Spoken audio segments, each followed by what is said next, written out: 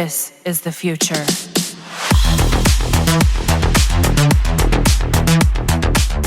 Hello everyone and welcome back to another Warframe video. Yesterday I have showed you what I think are the meta Warframes that you should have this year to help you beat the game easily. Those are Warframes that are commonly used for grinding, farming stuff, and progressing through different missions in the game easily. Like it or not, Warframe will have meta as players will try to find the fastest way possible to get the stuff that they need in this game, and the Warframes I have shown you yesterday are the ones that made Warframe an easy game for me. If you want to check that video, then I have included the link to it in the video description. Now I would like to talk about non-meta Warframes that are actually fun to use. They might not be as stupidly overpowered or a speedrunner in this game, but they are fun to play with. Let's begin this video with Zephyr Prime. New players might not know this, but this Warframe is also a complete package and a good option for starting strong in Warframe. If you have already joined a clan, then you can research Zephyr's blueprint and component at the Tenno Lab in your dojo. The Warframe has mobility with her first ability. It's like Gauss McRush, but you can actually fly with it. Then you can press and hold it to suspend Zephyr in the air, and this pairs well with her turbulence ability that grants a protective air barrier that negates any projectile from hitting the Warframe. Enemies with guns will never touch Zephyr while her turbulence is active, and then you can make melee enemies look stupid trying to reach you while you're gliding in the air with your tailwind ability. Aside from that, the Warframe has insane kill speed with her tornadoes. One insane combo that you can use is Zephyr Tornadoes with Trumna. The primary gun can charge its explosive shot while shooting enemies that are sucked by tornado. Then you can just blast them away with your Trumna. The best part is while you are charging or using your explosive Trumna shot, you will also be killing enemies when hitting enemies close to your tornado. The best part is the Zephyr rework added air burst that is a great source of grouping right now. Tornado is kind of slow and sucking enemies in place, and air burst can help them get closer to tornado so you can kill them fast. The next Warframe that I really enjoy playing with is Gyre. With the help of shield gating mechanic, the Warframe is good when it comes to survivability now, and you can enjoy the cathode current pillage build to its maximum potential. The good thing about pillage build is you're also stripped the defenses of enemies, making them vulnerable to the electric damage of Gyre. Pair this build with the Nautilus Companion and its Cordon Precept to group enemies in place, and you will be nuking them with red crit electric damage coming from your Rotor, Swell, and Arc Sphere ability. This is the only Warframe that has red crit damage on her abilities, and I highly recommend you trying out this Pillage Gyre in Steel Path levels. Another Warframe that I highly recommend is Protea, which will soon get primed if Digital Extremes will not change the Prime access schedule. We are expecting Protea Prime to arrive next, and I can't wait to use the Pillage Artillery build on my Protea Prime. There are 3 builds I'm using right now on my Protea. The first one is an Ensnare Protea that scales the damage of artillery rapidly as it's hitting multiple targets while it's active for 4 seconds in the field. The other one is a Gloom build, but because of the shield gating mechanic, I highly advise that you don't use a Gloom build for Protea right now. The Warframe has insane shield recovery with her shield satellite that allows her to abuse the shield gating mechanic. Right now, it's better that you have an ability that could either group or strip the defenses to increase the firepower of your Blaze Artillery. The last build is a Theros Strike build paired with the Nautilus Sentinel to group them together in one place, strip their defense, and kill them with Blaze Artillery. This is mostly used for Steel Path endurance, and the same concept can be said for Pillage Protea. Honestly, my Protea and Gyre has the same build mechanics, but they just differ on who is more mobile. I think Gyre is more mobile while Protea is more of a camper because we need her Blaze Artillery to scale with duration and hit multiple enemies. The next Warframe I recommend is Dagath. This Warframe is really fun to play with because you can also kill Steel Path enemies just by using her abilities. The Warframe is pure talent and can both survive and kill enemies if you know how to use her properly. Her Wired Scythes is a form of crowd control, and it can be spammed and also proc viral damage to enemies. Then you can use her Doom to cast a debuff that gives damage redirection to enemies affected by the ability. Doom enemies will be stripped of their defenses when you cast Rockley's Cavalry onto them, and they often get one shot with the insane viral damage that her ultimate ability has. Also, the Warframe has a safety net as you will be invulnerable for a few seconds after taking a lethal damage. The best part is every kill will drop a health orb which allows you to restore your health. Pair it with shield gating and this gets super busted. Not to mention that Dagath has also increased critical damage on her weapons while Grave Spirit is active, and this gets doubled when damaging a doomed enemy. Hildrine is also a great Warframe, the mother pillage that can strip armor and shield and tank at the same time because of her high shield values and abuses the long shield gating mechanic. Pillaging doesn't require energy also, and pillage can be spammed to grant your shield, strip armor, and spam your ability. The Warframe gets better with a gloom build and becomes a walking freak that can lock enemies in place, strip their defenses, and killing them with any guns. Also, I really love to play with Baruch. The passive monk becomes an unstoppable force when you have his reactive storm augment that grants insane status chance boost to his ultimate ability, and it could also damage the enemies with their own weaknesses. The best part is, Red Crit Baruch with Pillage is now complete with all the things that were added to Warframe. An incarnate ceramic dagger built for initial combo plus the ready steel mod in your aura slot will give you 7 times combo multiplier already. Then, you add the gun and blade perk from the incarnate ceramic dagger, and at 90 stacks, you will gain 12 times combo multiplier with this build. This will grant you red crit damage when you have Gladiator mod in your stat stick or in your Desert Wind build. Take note that only the Gladiator mod increases your critical chance by combo count here, not the Blood Rush mode. I just have it in this setup since I'm also using this stat stick to the next Warframe I will share. The damage becomes insane when you pair it with Pillage that can strip armor. On top of that, the Warframe becomes an insane tank with all the shield he can get from Pillage that pairs well with adaptation to further reduce damage, and then he also has damage reduction on his 3rd and 4th ability, making him almost unkillable. The only thing why I say he is not meta right now is he only shines in Steel Path levels wherein he can deplete his restraint bar fast and can maintain it at top shape. In normal start chart, enemies will often die before you can even deplete your restraint bar. The next Warframe is Korra Prime. Although I have said that I prefer Necros as the best farmer Warframe, this doesn't mean that Korra Prime is not good for obtaining resources in the game. Many players prefer Necros, and they also think that he is meta since his loot-based ability is an aura, and it's more mobile compared to Korra's pilfering Strangledome. In addition, Necros is better for long farming and Steel Path endurance since he can tank with his Shield of Shadows and shield gating. But then again, this doesn't mean that Korra is not good, as there are instances wherein players would like camping in one spot while farming resources. Then it's really satisfying to see Korra's Whip Claw hitting red crit numbers in your screen and killing those helpless enemies that are strangled by your abilities. The Baruch modding concept can be applied into Korra, and right now Incarnate Ceramic Dagger is the best in slot for this Warframe to build up combo counter to 12 times and maintain it. Also, you can add shield gating to Korra for survivability by using the 2 Augur mods in your pistol, or even use the Brief Respite Aura mod since you can have enough critical chance without the help of Arcane Avenger. Also, Hydroid is a really fun Warframe to play with right now. After the rework, Hydroid has become a great and fun Warframe to play with in Steel Path levels. Digital Extremes added damage reduction through armor on his 3rd ability, and this pairs well with adaptation, Arcane Guardian, his healing with the Plunder Augment, or the addition armor from health conversion, which you can maintain by using a Pilfering Swarm build to drop health orbs constantly. Viral Tempest is also a thing, as you can strip armor and damage enemies with viral damage, and while I used this Warframe in the past as a farming Warframe, I just enjoy the build diversity of Hydroid right now in Steel Path levels. Mag is also a great Warframe, and she can be super busted when you know how to use her. Her Magnetize ability is what makes the Warframe insane, as it can group enemies and you can inflict insane damage while they're inside the bubble. Then, you can strip their armor and shield with Polarize, and Crush allows you to restore your shield in an instant while stripping enemies' armor if you have the Fracturing Crush augment. Subsume Breach Surge into the Warframe, and it becomes insanely busted as you can kill enemies just by using her abilities. Mag was being bullied in the past, but right now she is one of the best starting Warframe to pick, and her kit is insane as you can get damage, crowd control, armor strip, and survivability in one Warframe. Now, a video like this would not be complete without including Nidus Prime, one of my favorite Warframe and the best immortal endurance Warframe in the game. Nidus got this passive that will give you invulnerability for 5 seconds, and you can abuse this by maintaining mutation stacks with your Virulence ability. The best part is Virulence also provides energy per enemy hit, and he also got damage redirection in his Link skill to increase his tankiness. If linked to allies, then you can increase their power strength, which leads to amazing combos. He also got heal and crowd control with his ultimate ability, and while Larva is a good grouping skill, but I prefer the ensnare ability for this Warframe as it also affects acolytes. For endurance runs, I always prefer an insatiable build to maintain my mutation stacks and abuse the invulnerability in Nidus, while in Steel Path levels wherein I just want to have fun, then teaming Virulence is very fun to use with primary weapons to increase their critical chance. I also enjoy Sevagoth in Warframe with a Shadow Haze build. This is just a personal preference, but I don't like the shadow gameplay of the Warframe wherein you have to use his ultimate ability. I don't really like the gameplay wherein you get stuck in one area, as you would want to take advantage of the Gloom Slow also to increase the survivability of your Shadow. The Shadow Haze gameplay is more mobile, and I really like it since it also increases the critical chance of my weapons. Most of my weapons that has insane critical chance enhanced stats can do red crit numbers always with this Sevagoth build, and I added pillage not just for more survivability, but also for insane kill speed with the help of defense stripping. This build is all about kill speed while crowd controlling enemies with Gloom on the movie, and I highly advise that you try it for yourself as it's really fun to use in almost all missions in the game. And then we have Nezha, which is one of my favorite warframe to use when I'm not farming anything in the game. Nezha has speed with his first ability, and you can also use this to crowd control and damage enemies with its heat status. You can also increase your damage by using his chakram to debuff enemies with damage vulnerability. Then you can crowd control them with his fourth ability, and the best skill of them all is the Halo, which can give you damage reduction and short invulnerability enough to recast the skill when depleted. It also gives status immunity, and if you have a Molt Reconstruct Arcane or even a Healing Return melee setup, then you can turn your Nezha Prime into an immortal. You can also use the Pyroclastic Flow Augment for some fun build when paired with grouping mechanic like Magus Anomaly or the Cordon Mod precept from the Nautilus. Also, you can use the Reaping Chakram for increased damage on the ability and health orb drops, or you can use Safeguard to grant Halo to your allies. Overall, the versatility of Nezha along with his tankiness makes him an interesting warframe to play with. And lastly, let's talk about Varuna. If Saren needs multiple things to be considered as a condition overload goddess, but Varuna only needs her Fangs of Raksh to spread multiple status to an enemy, and when you kill the target, the status gets spread to enemies that are within the radius. Right now, I'm pairing this with the melee influence and mecha empowered for an insane room cleaner build for Varuna. With Fangs of Raksh and melee influence spreading multiple status to enemies within 16 meters, I can easily kill them with any condition overload melee, and if they get hit by any damage over time such as heat or slash and then die, then that deals DOT